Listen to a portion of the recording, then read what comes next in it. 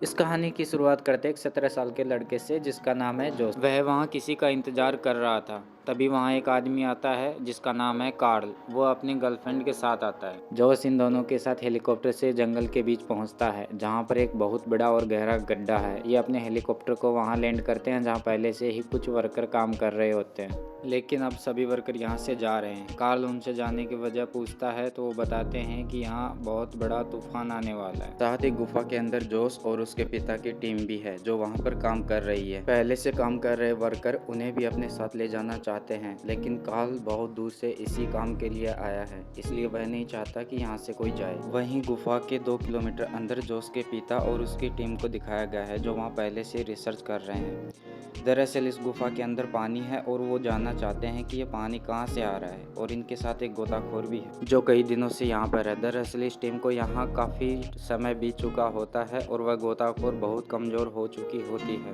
क्योंकि इस टीम ने पिछले कुछ दिनों से ना तो खुली हवा देखी है और ना ही धूप। इसलिए वह गोताखोर गोता लगाकर अलग अलग दिशाओं में जाती है, लेकिन वह आज गोता नहीं लगाती है। वहीं गुफा के ऊपर कार्ल और उसके गर्लफ्रेंड को दिखाया जाता है। उसके गर्लफ्रेंड गुफा का 3D मैप अपने कंप्यूटर पर देखती है और वह बताती है कि यह गुफा बहुत ही गहरी है। वहीं कार्ल जोस से कहता है कि देखना, मैं तुमसे पहले नीचे जाऊंगा, और वह एक रोप की सहायता से उस गड्ढे में चले जाते हैं। इनके वहां पहुंचने से पहले ही जोस के पिता और गोताखोर यहां पहुंच चुके होते हैं और वह पानी में गोता लगाते हैं और पता करते हैं कि आखिर पानी आ कहां से रहा है। पानी में गोता लगाते लगाते उनको एक नया रास्ता दिखाई देता है और जोस के पिता कहते हैं कि हमें इस नए रास्ते से चलना चाहिए, और वह उस रास्ते में प्रवेश करते हैं। उनके पीछे फीमेल गोताखोर भी आती है, लेकिन फीमेल गोताखोर उस रास्ते में फंस जाती है। जोस के पिता आते हैं और उसे वहां से निकालते हैं। ये दोनों एक नई जगह पहुंच जाते हैं जहां से पानी की सतह भी दिखाई दे रही होती है, और जब ये दोनों वहां से वापस आने लगते हैं तब फीमेल गोताखोर के ऑक्सीजन सिलेंडर का पाइप फट जाता है और उसकी जान खतरे में आ जाती है। ये सब उनकी टीम मॉनिटर पर देख रही होती है। ऑक्सीजन सिलेंडर इतनी दूर रखे हैं कि अगर ये उन्हें लेने जाते हैं तो रास्ते में ही उनकी मौत हो जाएगी। तभी जोस के पिता एक फैसला लेते हैं। वो अपना ऑक्सीजन मास्क उतार कर अपनी फीमेल वर्कर को लगा देते हैं और फिर कुछ देर बाद वो मास्क खुद लगा लेते हैं। ऐसे करते हुए उन दोनों को सांस तो आ रहा था, लेकिन वो वहाँ से तैर नहीं सकते थे। अगर इसी तरह वो दोनों करते रहते हैं तो कुछ समय बाद वो दोनों ही मर जाते। तभी जोस के पिता एक फैसला लेते हैं। वह उससे अपना ऑक्सीजन मास्क वापस लेते हैं और उसे पीछे धकेल देते हैं, जिससे उसकी वहीं मौत हो जाती है। और ये सब उनकी टीम मॉनिटर पर बैठी हुई देख रही होती है, लेकिन उनके पास कोई और रास्ता भी नहीं था। ये सब देखकर जोस को बहुत गुस्सा आ रहा था और वो अपने ही डैड को कसूरवार मान रहा था, लेकिन बाकी की टीम जोस के पिता को कसूरवार नहीं समझ रही थी। वो परिस्थितियों को समझ रहे हैं। जोस के पिता जब फीमेल वर्कर की लाश लेकर आते हैं तो वह उसकी बातें सुन लेते हैं। वह गुस्से में जोस को वहां से चले जाने के लिए कहते हैं और जोस वहां से चला जाता है। जब कार्ल ऊपर आता है तो वो देखता है कि एक बहुत बड़ा तूफान आने वाला है। वर्कर यहाँ से पहले ही अपना सामान उठाकर चले जाते हैं। तेज बारिश के कारण सभी इलेक्ट्रॉनिक इक्विपमेंट खराब हो चुके थे, जिसके कारण वह नीचे अपनी टीम को भी नहीं बता सकता था। नीचे जोस और उसके साथी जब बाहर निकलने की कोशिश कर रहे थे तभी उन्हें एक आवाज़ सुनाई देती है जो बारिश की होती है। अब इनके पास दो ही रास्ते हैं, या तो जल्दी से यहाँ से बाहर आ जाए या फिर उन रास्तों से ये दूर हो जाएं जिनसे पानी आने वाला है। अब उस गड्ढे में बहुत तेज पानी आने लगता है। जो उसकी टीम यहाँ से निकलने की कोशिश करती है, लेकिन अब उनकी रस्सी खींचने वाला कोई नहीं था। इस कारण से वह वापस पानी के बहाव के कारण नीचे आ जाते हैं। जोस और उसके साथ एक आदमी था, वो दोनों ऊपर पहुँच जाते हैं। वो दोनों चाहते तो वहाँ से निकल सकते थे, लेकिन जोस कहता है कि नहीं, मैं अपने डैड और उनकी टीम को बचाऊंगा। इसलिए जोस अपने पिता और उनकी टीम को तूफान के बारे में बताने के लिए नीचे चला जाता है। जब जोस नीचे जा रहा था तब वह देखता है कि गड्ढे में पानी भरना शुरू हो जाता है। जोस के पिता कार्ल को एक नए रास्ते पर चलने के लिए कहते हैं। यहाँ इस गड्ढे में कुछ देर पहले कुछ नहीं था, ये खाली था, लेकिन अभी तेज बारिश के कारण ये पूरा भर चुका है और एक समुद्र की तरह दिखाई देने लगता है। कार्ल और उसकी गर्लफ्रेंड भी यहाँ आकर पछता रहे थे। तभी ये सब जोस के पिता के द्वारा बताए गए नए रास्ते पर जाने के लिए तैयार हो जाते हैं। और सबसे पहले जोश और उसका साथी आगे बढ़ते हैं, लेकिन पानी के तेज बहाव के कारण जोश का साथी नीचे गिर जाता है। उसका सर एक पत्थर से टकराता है। जब जोश उसे बचाने नीचे जाता है तो वह जोश को दिखाई नहीं देता है। जोश के पिता यहाँ सभी को बताते हैं कि मैंने और मेरी टीम ने यहाँ एक नया रास्ता ढूंढा है, हम सभी उसी रास्ते से चलने की कोशिश करते हैं। अब ये सभी अपना स्विमिंग सूट पहन लेते हैं, लेकिन काल की गर्लफ्रेंड को तैरना नहीं आता था। तभी जोश के डैड काल के गर्लफ्रेंड से कहते हैं कि तुम्हारे साथ जोश रहेगा और वो तुम्हारी मदद करेगा। अब एक एक करके ये सभी उस रास्ते से पानी के अंदर चले जाते हैं, लेकिन काल की गर्लफ्रेंड घबराहट के कारण उसी रास्ते में फंस जाती है। जोश उसे हौसला देता है और बोलता है कि हाँ तुम ये कर सकती हो, और वो आखिरकार दोनों उस रास्ते से बाहर निकल जाते हैं।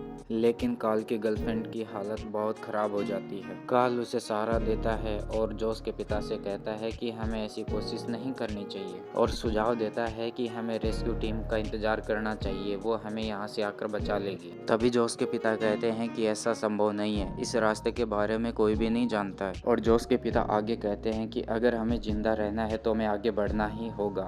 अब काल और उसकी गर्लफ्रेंड ना चाहते हुए भी जोश के पिता की बात मानते हैं। ये लोग धीरे धीरे आगे बढ़ने लगते हैं। इनमें से एक वर्कर की हालत बहुत खराब हो जाती है। ये सभी एक ऐसे नए रास्ते पर पहुंच जाते हैं जहां पर पानी का बहाव बहुत तेज है। अगर उसमें कोई आदमी गिर जाता है तो उसकी मौत निश्चित है। मगर ये फैसला लेते हैं कि वो रस्सियों के सहारे उस रास्ते को पार कर लेंगे। जिस वर्कर की हालत खराब हो रही थी वह खुद ही एक जगह रुक जाता है। वह जोश और उसके पिता से अलग हो गया। वह चाहता था कि वो लोग इस रास्ते को जल्दी से पार कर लें, और वह ये भी जानता था कि वह अब ज्यादा देर जिंदा नहीं रहने वाला है। जोश और उसके पिता उसे ढूंढ रहे थे, लेकिन वह कहीं नहीं मिलता। अब सिर्फ ये 4 लोग बचते हैं, जोश और उसके पिता, कार्ल और उसकी गर्लफ्रेंड। ये लोग एक जगह रुक जाते हैं। तभी कार्ल फोटो लेने लगता है, जिससे जोश के पिता बहुत गुस्सा हो जाते हैं, और वह कार्ल से बोलते हैं कि हम किसी पिकनिक पे नहीं आए हैं, यहाँ मेरे बहुत से लोग मर चुके हैं सिर्फ तुम्हारी वजह से। अब जो मैं कहूँगा वही तुम्हें करना होगा। हालांकि कार्ल बहुत अमीर था, लेकिन यहाँ फंसने के बाद वह बहुत बेबस हो चुका है। अब ये लोग एक चट्टान से जाने वाले रास्ते से होकर आगे बढ़ने लगते हैं। जोश पहाड़ों पर चढ़ने में बहुत माहिर था, इसलिए वह उस रास्ते को बहुत जल्दी पार कर लेता है। अब बारी थी उसके पिता की, जो काल के गर्लफ्रेंड को लेकर नीचे आने लगते हैं। तभी काल के गर्लफ्रेंड का एक पाँव फिसल जाता है और रस्सी उनके बालों में उलझ जाती है। काल की गर्लफ्रेंड बालों की परवाह न करते हुए चाकू से अपने बालों को काट देती है, जिससे वह नीचे गिर जाती है और फौरन ही उसकी मौत हो जाती है। इससे काल बहुत दुखी होता है। ये तीनों दूसरी तरफ पहुंच जाते हैं। काल की हालत बहुत खराब होती है। जोश के पिता कहते हैं कि नक्शे के हिसाब से हमने बहुत लंबी दूरी तय की है। अब इनके पास ऑक्सीजन की भी कमी है। इनके पास सिर्फ एक सिलेंडर ही ऑक्सीजन का बचा है। जब जोश और उसके पिता रास्ते के बारे में जान रहे थे, तभी काल पीछे से उनको धोखा देकर सिलेंडर को लेकर पानी में चला जाता है, जिसके कारण जोश और उनके पिता वहीं फंस जाते हैं। कुछ समय बाद जोश के पिता को एक रोशनी दिखाई देती है, लेकिन वह रास्ता भी अभी इनसे काफी दूर था। तभी उन्हें वहां एक टैंक दिखाई देता है। उस टैंक में इन्हें खाने पीने का सामान भी मिलता है। और जब ये पुराने रास्ते से वापस आ रहे थे तो उन्हें काल मिलता है, जो बहुत जख्मी है, और वह उनसे मदद की गुहार लगाता है। काल बहुत भूखा होता है। वह जोश और उसके डैड को देखकर बहुत खुश होता है। उसे लगता है कि वो दोनों उसे बचाने के लिए आए हैं, लेकिन ऐसा नहीं है। जोश के पिता इससे बहुत गुस्सा हैं। जोश के पिता काल की मदद नहीं करना चाहते, क्योंकि इसने उन्हें धोखा दिया था।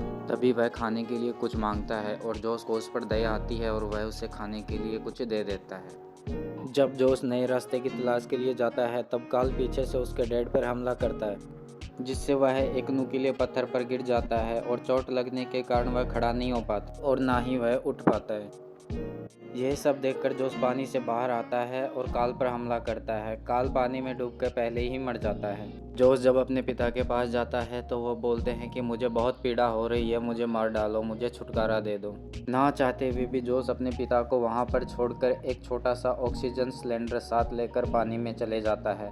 जब वह पानी में जाता है तो उसे काल की लाश दिखाई देती है। वहाँ से थोड़ी दूर आने पर भी उसे कुछ दिखाई नहीं दे रहा था और उसके पास ऑक्सीजन सिलेंडर में ऑक्सीजन भी खत्म होने वाली थी। तभी उसे एक रोशनी दिखाई देती है, जिसको फॉलो करते हुए पानी से बाहर आने की कोशिश करता है और अंततः बाहर आ जाता है। और बाहर आकर वह खुली हवा में सांस लेता है और किनारे पर बैठे मछुआरे जोश को बाहर निकलने में मदद करते हैं। जोश इस खतरनाक मंजर से आखिरकार बाहर आ गया, लेकिन उसने इस सफर में अपना बहुत कुछ खोया है। तो दोस्तों, इसके साथ ही इस फिल्म की कहानी यही खत्म हो जाती है।